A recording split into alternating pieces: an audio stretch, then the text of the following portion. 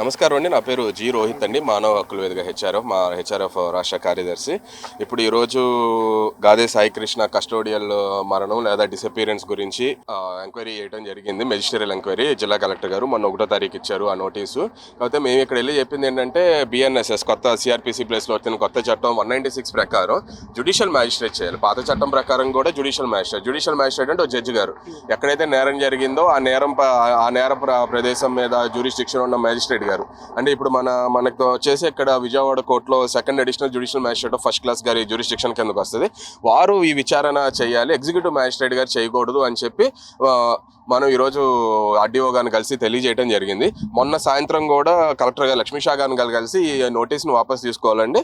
ఎందుకంటే judicial magistrate చేయాల్సింది executive magistrate చేయడం ఏంటంటే జ్యుడిషియల్ ప్రాసెస్ని దీనికి ప్రత్యామ్నాయంగా ఉన్నట్టు ఉంటుంది. అది చట్టం ప్రకారం చల్లదు కాబట్టి జ్యుడిషియల్ ఎంక్వైరీ జరగాలని చెప్పాము. ఇదే విషయం ఈరోజు ఆర్డీఓ గారికి కూడా తెలియజేసాము. ఆర్డీఓ గారి విషయాన్ని తప్పకుండా పైకి అందజేస్తామని చెప్పారు. ఇంకో విషయం చెప్పింది ఏంటంటే ఇప్పుడు పోలీసులే ఇచ్చేసినప్పుడు మళ్ళీ పోలీసుల చేత విచారణ చేపించడం అనేది ఎంతవరకు భావ్యం అనే ప్రశ్న ఉంటుంది. ఇటువంటి సందర్భాల్లో మనకు సుప్రీంకోర్టు పలుమార్లు చెప్పింది కూడా. ఇలాంటి సందర్భాల్లో మనకి వేరే వాళ్ళు ఎంక్వైరీ చేయాలి.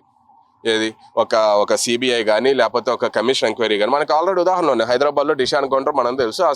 అక్కడ జరిగినప్పుడు సిర్పూర్కర్ కమిషన్ సుప్రీంకోర్టు వరకు వెళ్తే సిర్పూర్కర్ కమిషన్ వేసింది. అది కమిషన్ ఆఫ్ ఎంక్వైరీస్ చట్టం 1952 చట్టం కింద. సిర్పూర్కర్ కమిషన్ ఏం చేసింది, 10 మంది పోలీసుల మీద మర్డర్ కేసు నమోదు చేయాలని చెప్పింది. సో అలా అక్కడ స్వతంత్రత ఉంది. ఇప్పుడు పోలీసులే చేశారని అభియోగపడిన నేరాల్లో పోలీసులే విచారణ చేస్తే దానికి ఎంతవరకు స్వతంత్రత ఉంటుంది, ఎంతవరకు దానికి ఒక ఇది ఉంటుంది అనే ప్రశ్న ఇక్కడ ఉంటుంది. కాబట్టి ఒక స్వతంత్ర కమిషన్ చేత ఎందుకంటే ఇక్కడ గాదే సాయికృష్ణ విషయం కాదు, మనకు తెలుసు పేరుపో క్రాంతి కుమార్ కూడా ఉంది. ఆయన వీడియోలోనే ఆయన ఆత్మహత్య చేసుకున్న సెల్ఫీ వీడియో కూడా మనకి కరెక్ట్గా నాగరాజు గారిని సస్పెండ్ చేసిన రోజే అది బయటకు వచ్చింది. కనీసం మనకు తెలిసి 2 కేసులు ఉన్నాయి. ఇటువంటప్పుడు క్రాంతి కుమార్ గారి కేసు గురించి అయితే అక్కడికి ఏది నడవట్లేదు. అది కేవలం ఒక ఆత్మహత్య కేసుగా రిజిస్టర్ చేసి 174 అనుకుంటే ఆత్మహత్య కేసుగా రిజిస్టర్ చేసి దాన్ని వదిలేశారు. దాని గురించి కనీసం ఆత్మహత్యకి ప్రేరేపించిన సెక్షన్లు అయినా పెట్టాలి. ఇప్పుడు పెట్టి ఇది మొత్తం ఈ 2 కేసుల్ని కానీ ఒక కమిషన్కి, ఒక స్వతంత్ర కమిషన్కి, ఒక విశ్రాంత న్యాయమూర్తి గారి చేత లేకపోతే ఒక సిట్టింగ్ న్యాయమూర్తి గారి చేత కమిషన్ వేసి వాళ్ళ చేత విచారణ చేపియాలి ఈ కేసులన్నీ. ఎక్కడైనా సిట్టు ఇస్తున్న రిమాండ్ రిపోర్ట్ కావచ్చు, ఇక్కడ జరుగుతున్న ఎంక్వైరీలో కావచ్చు, కొంత దారి తప్పుతుందని అనుమానాలు మీకున్నాయి అంటే అది చెప్పలేమండి. సిట్ ఇప్పటికి నాకు తెలిసి 2 రిమాండ్ రిపోర్ట్లు ఇచ్చింది.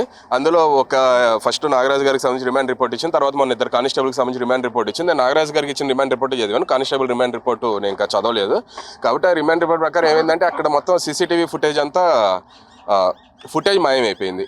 మరి ఫుటేజ్ ఎలా మాయమైపోతున్న ప్రశ్న. కాకపోతే ఇక్కడ ఇంకో డౌట్ ఉంది, ఇది ఎంతవరకు కరెక్టో కాదో తెలియదు. కానీ ఒక ఇది ఉంది ఏంటంటే మనకి పోలీస్ స్టేషన్లోనే కాకుండా మన పోలీస్ కమాండ్ కంట్రోల్ రూమ్ ఉంటుంది. ఇది మన వ్యాస్ గారి బిల్డింగ్ వెనకాల అక్కడ కూడా సీసీటీవీ ఫుటేజ్ రికార్డింగ్ అవుద్ది కదా. అవుద్దా లేదో తెలియదు. అవ్వకపోతే ఆ విషయం కొంచెం స్పష్టం చేయాలి. ఒకవేళ అక్కడ కూడా ఫుటేజ్ రికార్డ్ అయితే మరి అక్కడ రికార్డ్ అయిన ఫుటేజ్ ఉంటుంది కదా, దాని సంగతి ఏంది, పోనీ అదైనా ముందు తీసుకురావచ్చు కదా. ఇప్పుడు మొన్న పోలీస్ స్టేషన్కి ఆ సౌత్రిక టెక్నాలజీస్ వాళ్ళు ఇంజనీర్లు తీసుకొచ్చి చేశారు. అదే మనీష్ ఎక్కడ కూడా చేయొచ్చు కదా. ఇక్కడ రికార్డ్ అవుద్దా లేదు, ఎక్కడ కూడా రికార్డ్ అయితే కనుక మరి ఈ ఫుటేజ్ని కూడా వాడచ్చు కదా అనేది ఉంటుంది. సో అందుకే ఇప్పుడు ఇవన్నీ కూడా ఏంటంటే కొంచెం న్యాయం జరగటమే కాదు, జరుగుతున్నట్టు కూడా అనిపించాలి. కాబట్టి మనకు స్వతంత్ర వ్యవస్థ చేత విచారణ చేపిస్తే ఒక నమ్మకం ఉంటుంది. అచ్చా వీళ్ళు జడ్జిలు విచారణ చేస్తున్నారు, పోలీస్ వ్యవస్థతో సంబంధం లేదు, లేకపోతే ఇంకొక సిబిఐ విచారణ చేస్తుంది, ఆంధ్రప్రదేశ్ పోలీసులతో సంబంధం లేదు అని ఒక నమ్మకం ఉంటుంది. ఒక విచారణ సరిగ్గా సాగుద్ది అనే నమ్మకం ఉంటుంది. ప్రభుత్వం కూడా ఆ దిశగా ఆలోచన చేస్తే మంచిది.